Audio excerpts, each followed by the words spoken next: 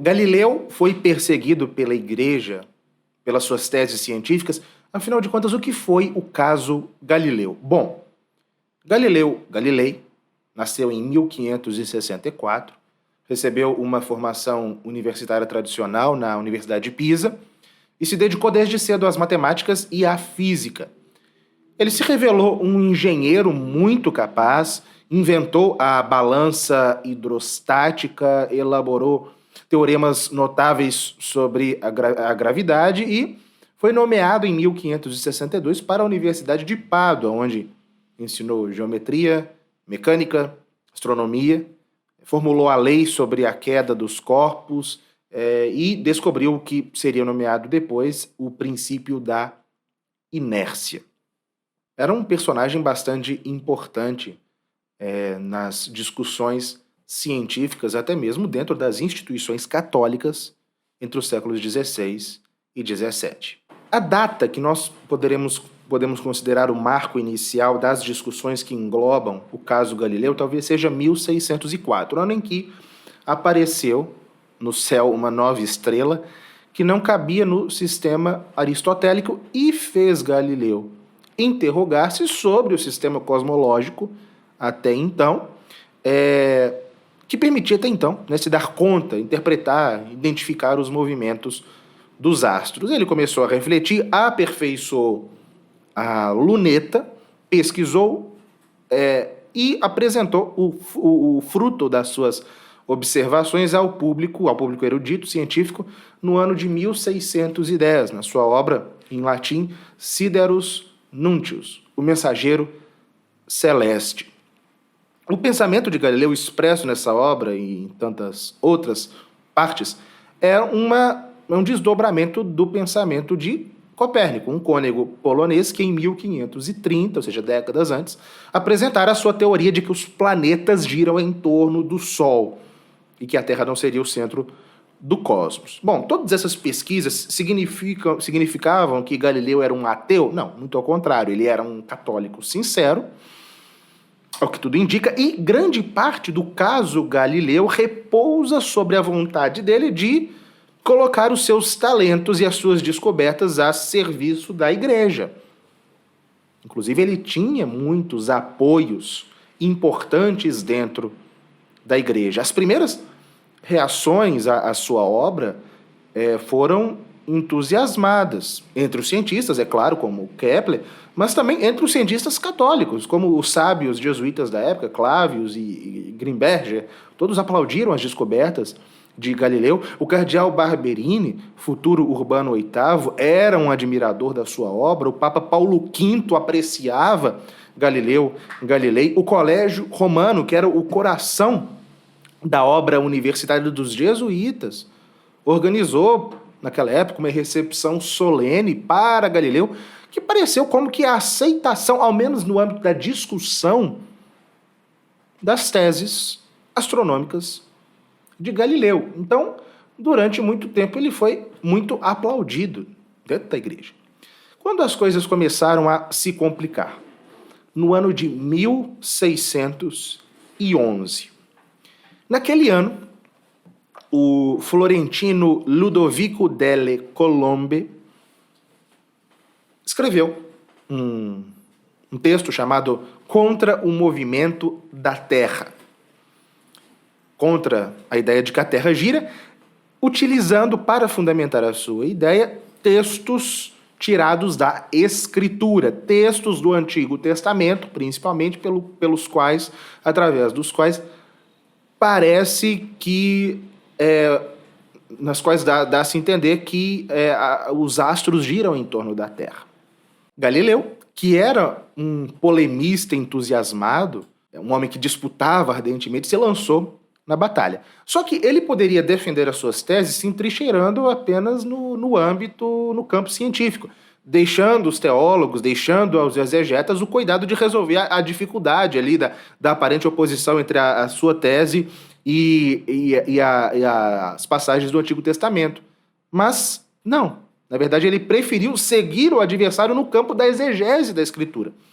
Ele fez isso numa carta a Castelli e num opúsculo que ele dirigiu a senhora Cristina da Lorena, nas quais, nesses textos, ele procurava conciliar o heliocentrismo e as passagens aparentemente geocêntricas da Bíblia, apelando a uma leitura simbólica da Escritura, ou seja, ele enveredou no campo da exegese bíblica. Aí já era demais.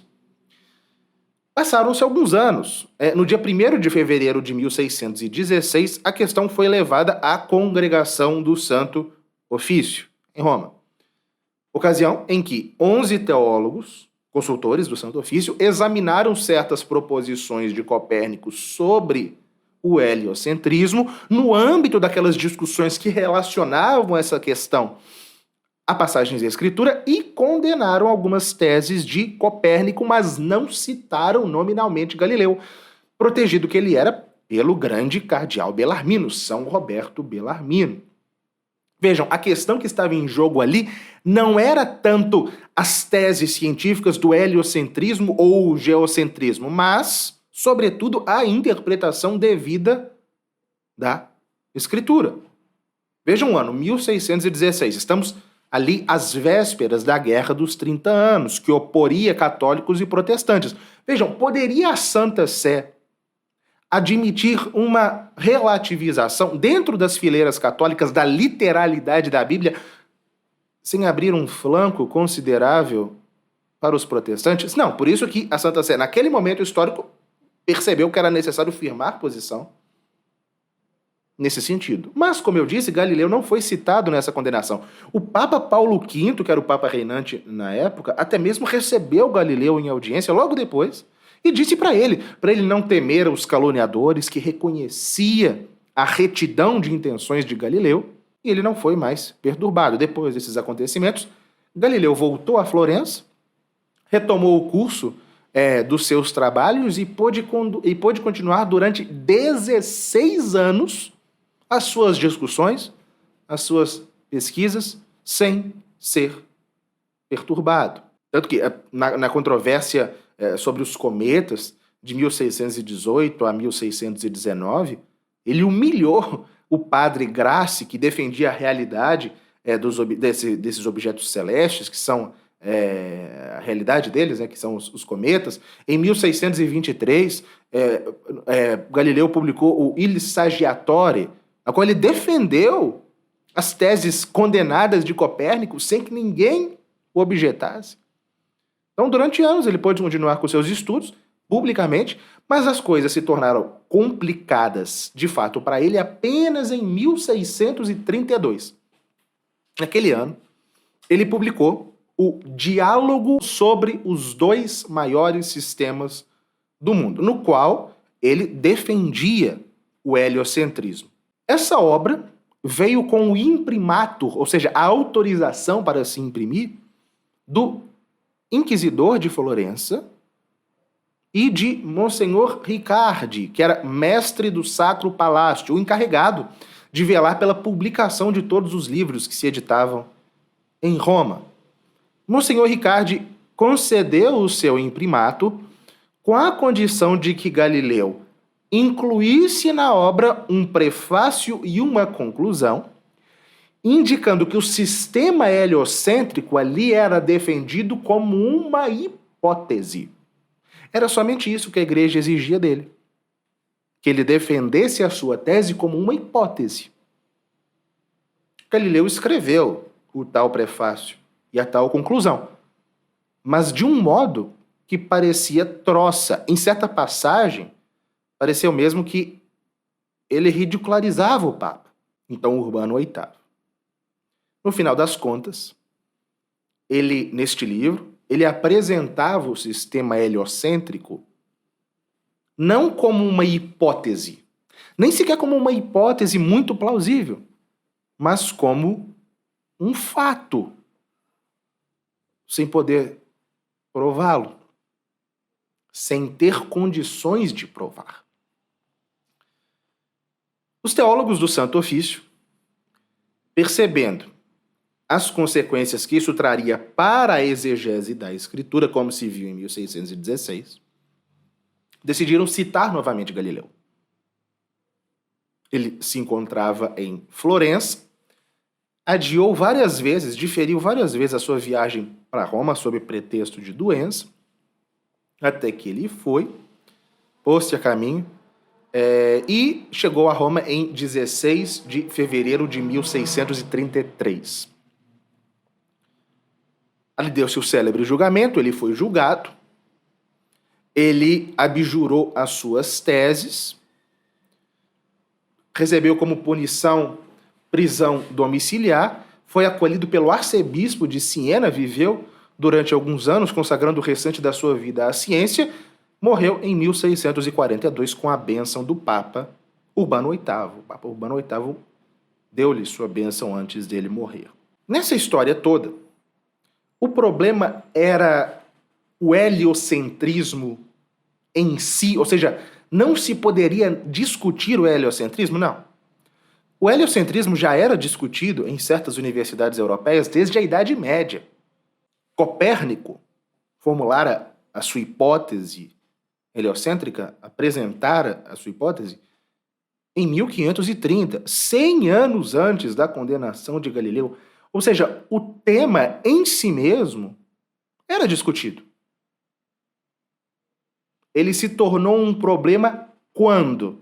Em primeiro lugar, quando ele passou a tocar a exegese bíblica, algo que não era do escopo dos cientistas. E, em segundo lugar, quando o sistema heliocêntrico foi apresentado como um fato, sendo que não passava de uma hipótese.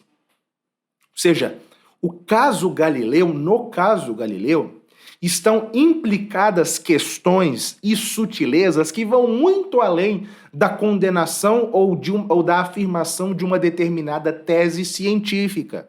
Se tratou, aquele juízo do Santo Ofício, de um juízo prudencial em face de uma situação problemática muito além do âmbito da ciência, do âmbito das discussões científicas, que transbordava para questões religiosas e políticas sérias da época. De modo que a alegação de que a igreja seria contra a ciência em razão do caso Galileu não se sustenta. Porque o que Galileu afirmava era discutido, mas era já afirmado há muito tempo, sem grandes problemas, ou sem nenhum problema, no mais das vezes, mas a forma como aquilo foi apresentado naquele período tão complicado da história da Igreja e da Europa, trouxe repercussões que iam além da discussão meramente científica, astronômica, enfim. E Galileu, como eu disse, ele não foi, como se sustenta, ele não foi lançado numa masmorra e muito menos queimado na fogueira. Ao contrário, ele passou os últimos anos da sua vida em paz, podendo continuar os seus experimentos científicos e morrendo católico com as bênçãos do Papa. Se você quer conhecer mais a história da Igreja, conhecendo aprofundadamente esta e variadas outras questões relacionadas à longa marcha da Igreja através dos séculos, não deixe de se inscrever no canal. Lembrando que todas as quartas-feiras, às 20 horas, nós temos aulas de História da Igreja. Não deixe de se inscrever e de compartilhar o conteúdo com aqueles que você acha que precisam conhecê-lo. Até o próximo vídeo.